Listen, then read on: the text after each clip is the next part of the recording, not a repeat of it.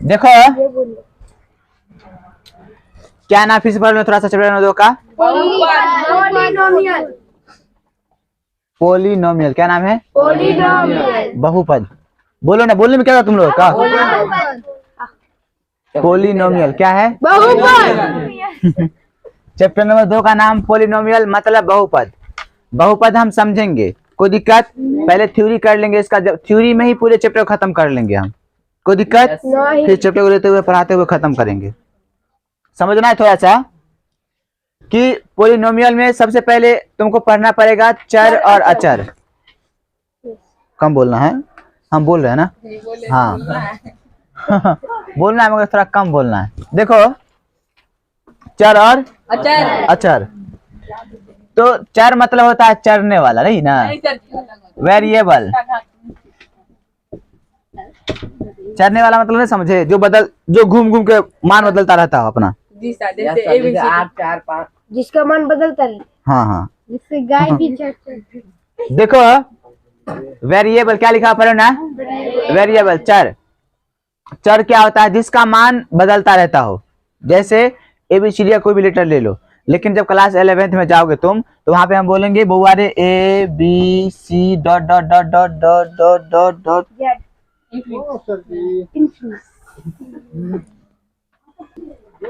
देखो ABCD का कोई भी लेटर होगा, ऐसे पहले क्या होता है?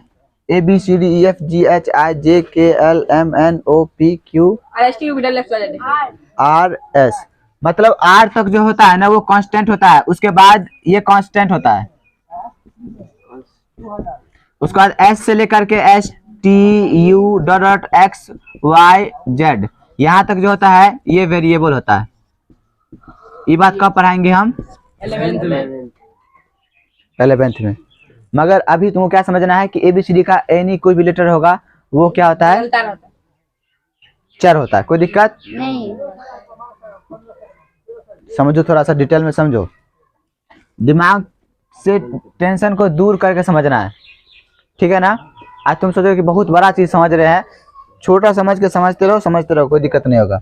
ABC R तक जो होता है वो कांस्टेंट होता है, STUVWXYZ ये सब जो होता है ये वेरिएबल होता है। इसका मान, जिसका मान बदलता रहता हो, जैसे हम बोलते हैं कि इस मार्कर का दाम X रुपया है, इसका मतलब कोई 5 रुपया समझ सकता है, 10 रुपया समझ सकता है, 20 रुपया समझ सकता है, अलग अलग मान समझ सकता है। लेकिन बोलेंगे 5 रुपया है तो ये फिक्स हो गया कि 5 ही रुपया होगा, 20 रुपया नहीं होगा। देखो तो यहाँ तक तुमको कोई दिक्कत नहीं हुआ होगा, समझो। तो जिसका मान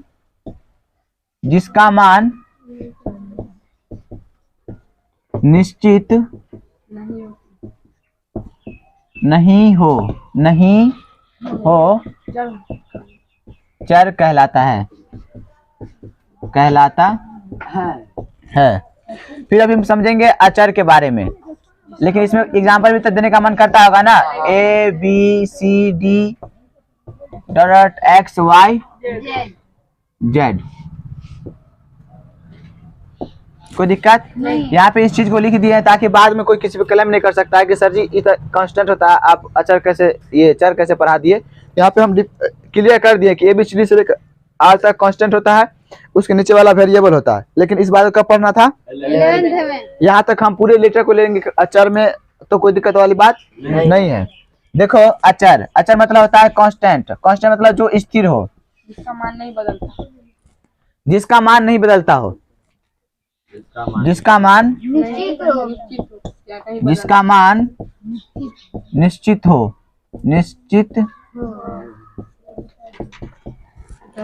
अचर कहलाता है। एग्जाम्पल तुम ले लोगे, क्या ले लोगे? 1 2 3। मेरे कहने का मतलब इसको हम क्या पढ़ते हैं? समस्तीपुर का आदमी 5 पढ़ेगा नहीं। पटना का 12 पढ़ेगा नहीं। अच्छा, हम ऐसा करते हैं कि अपने देश से बाहर चले जाते हैं, पाकिस्तान चले गए, वहाँ 12 पढ़ेगा इसको। ये पूरे दुनिया में इसको 3 ही पढ़ेगा। तुम 10 लिखोगे तो इसको पूरी दुनिया का आदमी 10 ही पढ़ेगा, ज्यादा नहीं पढ़ सकता। 11 पढ़ेगा तो 11 रहता है, कोई दिक्कत नहीं, ऐसा होगा नहीं। तो इसका मान निश्चित है, जिसका मान निश्चित हो वो क्या कहलाएगा? अचर। मतलब तुम लिख सकते हो एनी नंबर एनी नंबर वो क्या होता है? कोई संख्या कोई भी संख्या जो होगा वो क्या होगा? अचर होता है। कोई दिक्कत नहीं। है? नहीं। यहाँ तक तुम नोट करोगे।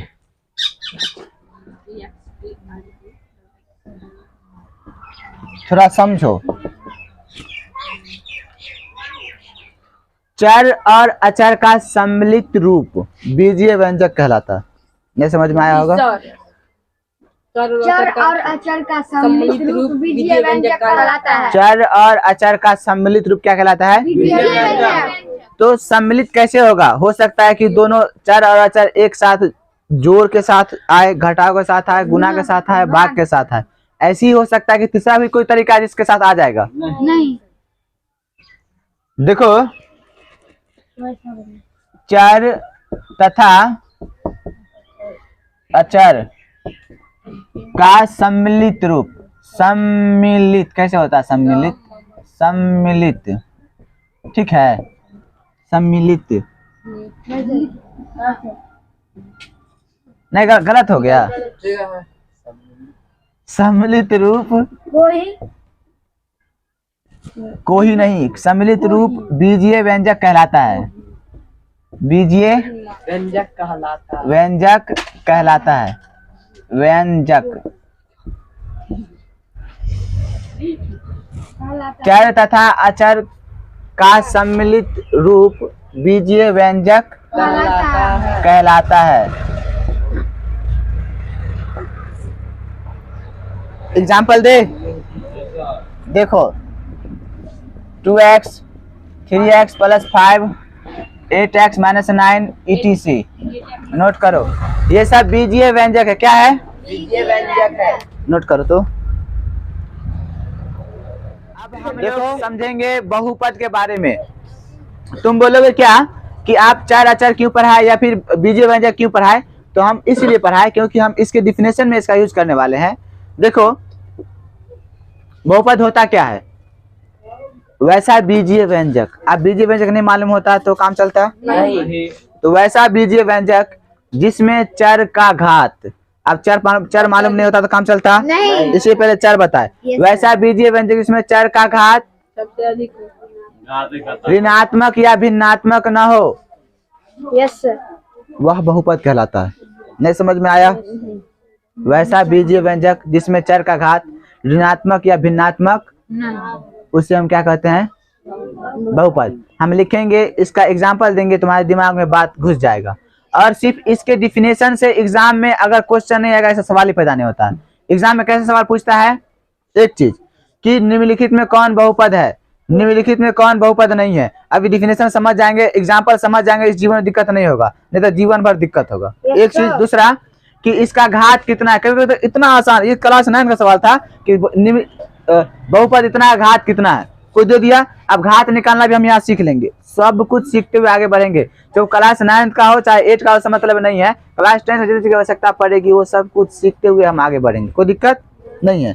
देखो, बहुपद पोलिनोमियल,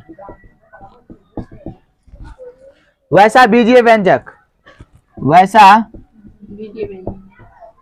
बीजीय व्यंजक जिसमें चर का घात ऋणात्मक या भिन्नात्मक, भिन्नात्मक समझते हो? बट्टा वाला भिन्नात्मक, भ लिखा है, भिन्नात्मक मत समझ आना। भिन्नात्मक न हो, बहुपद कहलाता है। बहुपद कहलाता है। ठीक है, अब थोड़ा समझो बात को। बहुपद है, बहुपद नहीं है। एग्जाम्पल नंबर 1, जैसे तुम कोई भी नंबर ले लोगे ना, वो बहुपद होता है। कोई भी नंबर ले लोगे तो वह नहीं समझ में आया? कोई भी नंबर बहुपद। तुम बोलोगे सर जी इसमें तो चर और चर मिला हुआ है, ये नहीं है, तो बीजीय व्यंजक हुआ कैसे? हम बोलेंगे मिला हुआ है। तुम गौर से देखो, एक्स पावर किसी भी संख्या पावर 0 मतलब 1 होता है। 2 × 2 तो 1 लिख, जरूरत था इसका? नहीं बहुपद है, बहुपद नहीं होगा। एक बटा एक्स तुम लिख दो, क्योंकि एक बटा एक्स को हम लिखते हैं, क्या लिखते हैं? एक्स पावर माइनस एक। बहुपद होगा? नहीं ऋणात्मक या भिन्नात्मक नहीं होना चाहिए। अगर ऋणात्मक या भिन्नात्मक है इसका मतलब बहुपद नहीं है। देखो दूसरा तुम देखो, हम लिख देंगे 2x प्लस 3, ये बहुपद होगा? यस नहीं समझ में आया?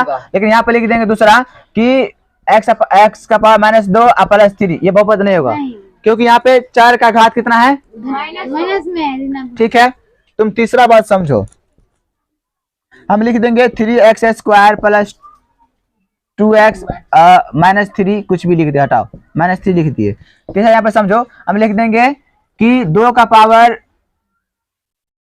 2 ऐसे लिख देते हैं, हटाओ 2 बट्टे एक्स प्लस 3 माइनस 2 लिख दिए। यह बहुपद नहीं है।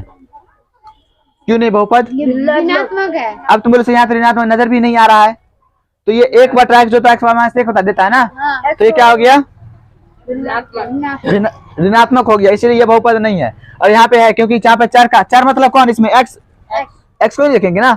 ठीक है, देखो अगर कोई ऐसा दे देगा तुमको एक्स स्क्वायर प्लस 2, ये क्या है? बहुपद है कि नहीं है? क्योंकि एक्स स्क्वायर का वर्गमूल एक्स होता है। लेकिन यहाँ पे कोई दे दिया तुमको वैसा ही दे देगा x square root x plus 3, ये बहुपद नहीं होगा। नहीं अब बोले सर कैसे? यहाँ तो नहीं होगा। ऋणात्मक भी नहीं है, भिन्नात्मक भी नहीं है, लेकिन बोले चैप्टर नंबर 1 पढ़ाई है ना, तो रूट का वैल्यू 1/2 होता है। हाँ नहीं, अच्छा मान लो कि हम लिख दें यहाँ पर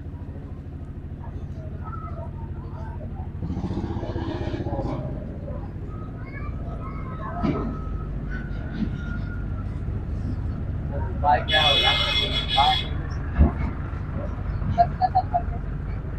बाय बाय होता है। बोलो यह बहुपद है कि नहीं है? कौन से है? कैसे है? ये बहुपद है कि नहीं बताना तुमको। हो जाएगा इसमें। हो जाएगा। चार नहीं है ऋणात्मक नहीं। यहाँ पे तुमको सिर्फ, अब तुम यहाँ पे भिन्नात्मक है मगर आचार पर है घात, आचार से मतलब नहीं है। 4 का घात तुम देखोगे कि यहाँ भिन्नात्मक है या भिन्नात्मक ऋणात्मक नहीं ना है, धनात्मक है भिन्नात्मक नहीं है, तो ये बहुपद होगा। लेकिन यहाँ पर हम लिख देंगे ऐसे,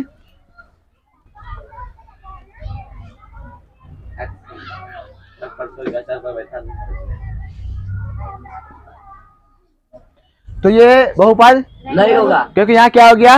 ऋणात्मक। कभी कभी तुमको ऐसा मिल जाएगा x का पावर 4/2 प्लस 5, बोला ये बहुपद है कि नहीं है? है। नहीं है। यह बहुपद है, क्योंकि यहाँ तुम काटो 2 दूना 4 काटोगे तो ये हो जाएगा एक्स स्क्वायर प्लस 5, यह बहुपद है। ठीक है ना, ये समझना है थोड़ा सा। पाई क्या है? बहुपद है कि नहीं? पाई बहुपद है, पाई बहुपद है, क्योंकि पाई जैसे तुम लिख सकते हो x पावर 0। कोई दिक्कत नहीं नहीं? समझ में आया? आ गया। आ गया होगा। पाई जो होता है ना वो कांस्टेंट होता है। पाई क्या होता है? कांस्टेंट। कांस्टेंट, कांस्टेंट मतलब अचर होता है। तो अचर के साथ हम किसी भी चर को लगा सकते हैं ना, हाँ तो लगा दिए, तो ये क्या हो गया? बहुपद बन गया। ठीक है, एक चीज। दूसरा बात ये समझो कि तुमको देखना किस चीज को है? घात या पावर किसका देखना है? चर का। चर का देखना है। अचर का घात कितना से मतलब नहीं है। तुमको क्वेश्चन में अगर ऐसा दे देगा तो बताओ था √2x प्लस 3, ये बहुपद है कि नहीं है? नहीं है।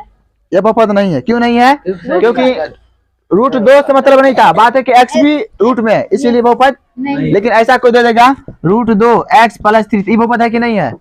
बहुपद है। यह बहुपद है।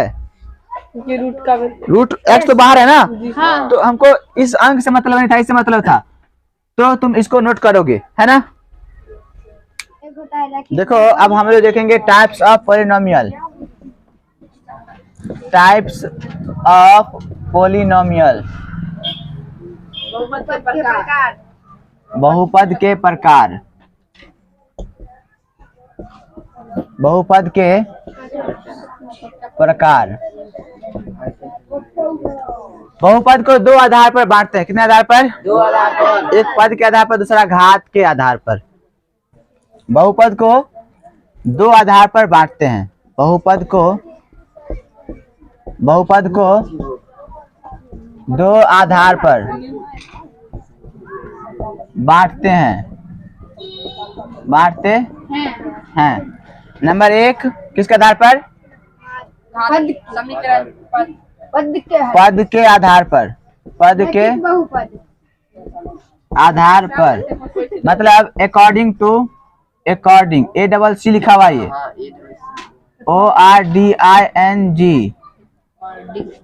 अकॉर्डिंग टू टर्म्स, मतलब पद के आधार पर। दूसरा घात के, घाट लिखा गया था, घात के आधार पर, मतलब according to, according A double C लिखा हुआ है ORDING, अकॉर्डिंग टू पावर। तुम देखोगे तो घात पद के आधार पर जो होगा वो होगा नंबर 1, क्या रैखिक बहुपद। मास्टर कौन है, नहीं जानता तो क्या बोलता है बीच में, जानो तो बोला करो। पद के आधार पर होता है क्या, एक पदी, एक पदी बहुपद, एक पदी बहुपद, द्विपदी बहुपद, द्विपदी बहुपद। तीसरा त्रिपदी बहुपद, इसको हम सिखाएंगे कल, आज नहीं सिखाएंगे, कल सिखाएंगे। देखते हैं हम अभी किसके आधार पर, घात के आधार पर, घात के आधार पर सीखेंगे नंबर 1 अचर बहुपद, अचर बहुपद, इस सब का इंग्लिश भी हम कल जानेंगे। दूसरा है रैखिक बहुपद, तीसरा है क्या, द्विघात बहुपद, चौथा होगा त्रिघात बहुपद। इन सभी को तुम लोग नोट करोगे, नोट करके इसका आगे हम कल डिफिनेशन इंग्लिश और व्याख्या सहित जानेंगे। जब जान जाएंगे तब चैप्टर शुरू करेंगे पढ़ाना। कोई दिक्कत नहीं होगा, दिक्कत अच्छा से याद रखोगे, समझ समझ के पढ़ोगे, कोई दिक्कत नहीं होगा, है ना। आज यहीं तक हम रखेंगे।